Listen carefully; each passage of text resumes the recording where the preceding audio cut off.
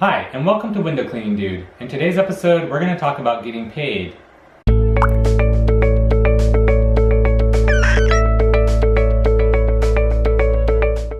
So getting paid for the work that you're doing is obviously very important, and you want to let your customer know what kind of payment options you're going to accept. Not only do you want to let the customer know what kind of payment options you're going to accept, but you want to be mentioning this in multiple places. You want to mention it to them over the phone when you're talking to them. If they reached your voicemail, you might want to mention it there also.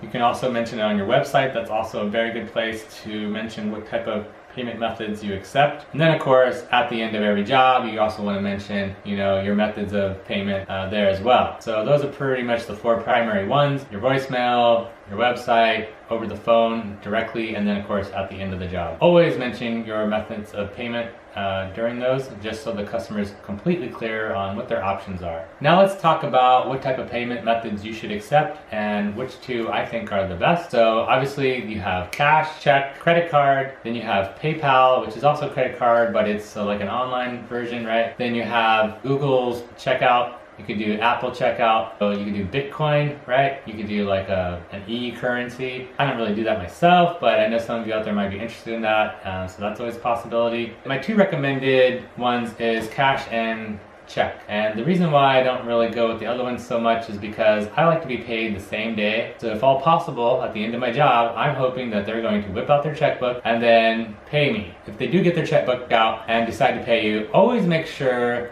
as you're leaving the job, before you've gotten in your vehicle, that you double check to make sure, one, that the price is correct, two, that the date is correct, that their signature's on there, and that they've written out the correct amount, and two, the right business name. Make sure they spelled your business name correctly. This is going to save you problems at your bank. Always double check that information, and if there is a problem, don't be afraid to go back and knock the door and say, "Oh, excuse me, I just was noticing on the check here, can you please correct this, initial it, or write me a new check?" That's what I would do. Always do that. Never forget that. Assuming that you get paid in cash, hey, great, that's pretty simple, right? That's pretty straightforward. Just make sure you count the cash before you leave the customer. So in front of them, count the cash. Do not turn your back and start walking away and then close the door. Count it in front of them, double check you have been paid correctly. If they haven't paid you correctly, don't be afraid to speak up for yourself. Say, "Oh, I've counted this, do you want to double count this, make sure this is correct, make sure they pay you everything you're getting paid." So don't feel intimidated by the customer when it comes time for payment. Now, when it comes to credit card, sometimes the customer's like, "Well, I don't have any cash on me and I don't have a check. I was really hoping to pay credit card," and at that point you're not going to have much choice. But don't offer the credit card option up front. Never do that. Never do that at the job site. I wouldn't do that over the phone or voicemail, and I wouldn't even do it on my website. I think on my website I would just have, cash or check if you are going to list payment options. If they ask about credit card over the phone or at the job site, then at that point you need to go ahead and say, "Okay, well, yeah, I do in fact do credit card, but my preferred method is cash or check because the credit card company is going to take a percentage of the pay." And most people understand that, and so they want to make sure you get paid fully, so they'll do that. But if they have no other choice and all they have is credit card, then that's what you're going to have to take, and you're just going to have to take that percentage loss. And so I recommend using PayPal if you're going to be taking credit card, because you don't want to have to pay for a merchant account with your bank. That can get quite expensive, and it's a monthly ongoing rate. As with PayPal, they're just going to take a small percentage.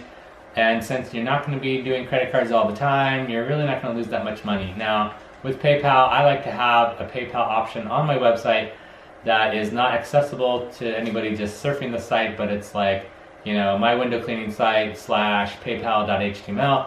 That's my preferred way to do that there. And then I can always lead the customer to that page and let them check out. And then let them check out through PayPal. I know that people can get the little attachment to put on their phone to slide a card. I personally don't like that. I don't think customers find that as secure. I know I personally don't find that as secure, because you don't know if the person's phone is, how secure the person's phone is that's using those. So I always like to have it on my website. Now you could have both if you want, and then if the customer is comfortable with it, you can just slide it and swipe it that way, and then also have an option on your website if they don't feel comfortable with that. And then as far as Apple and Google and all those other checkout services, you could also have that as well. The last option is Invoice, which I forgot to mention at the beginning of the video, but sometimes a customer is going to have to invoice you because they just have to. I mean, they don't have cash or credit, they don't have a credit card, they don't have cash, they don't have a checkbook, or they just want to do an invoice. And typically I do not accept invoices, I do not even mention invoices, but at the end of the day, if you've done the job and that's the only option, then you're going to have to go with an invoice. Now that typically does not happen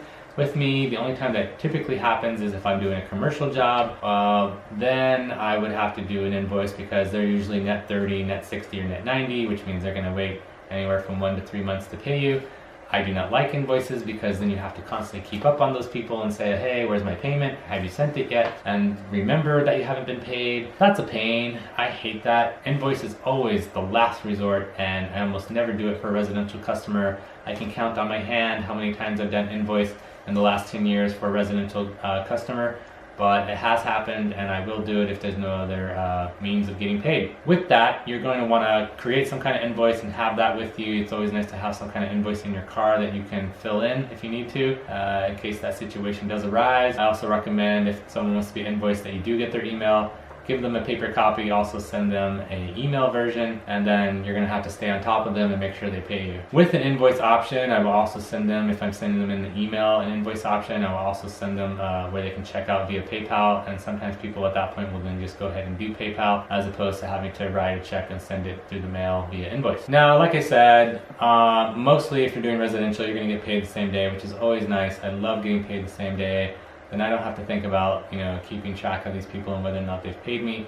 It's also nice to just have that money in your pocket. If it's cash, even better. One thing you do have to think about, depending on where you live in your state, you're going to have to check on whether or not you're going to have to collect state taxes for providing a service.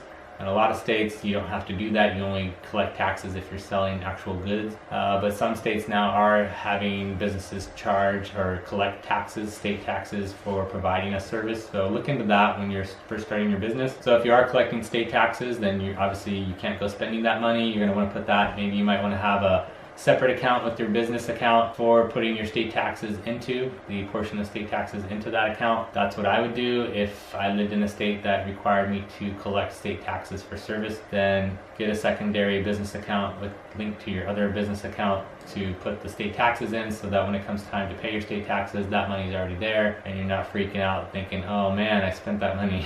Now, if you do have to collect state taxes for service industry for doing window cleaning, then at that point you're going to need to tack that onto the end of your bill for the customer. Let them know then in your marketing and online, and when you're first setting the job up, that the quote is the quote and that you have to also include taxes on top of that. If you can include the taxes with the quote at that time, tell them, hey, this is how much it is for the window cleaning and this is how much it is for the taxes, and here's your overall final price with everything included. Or if you think that's going to deter customers, then you might want to find a way to just include taxes in your quoting process.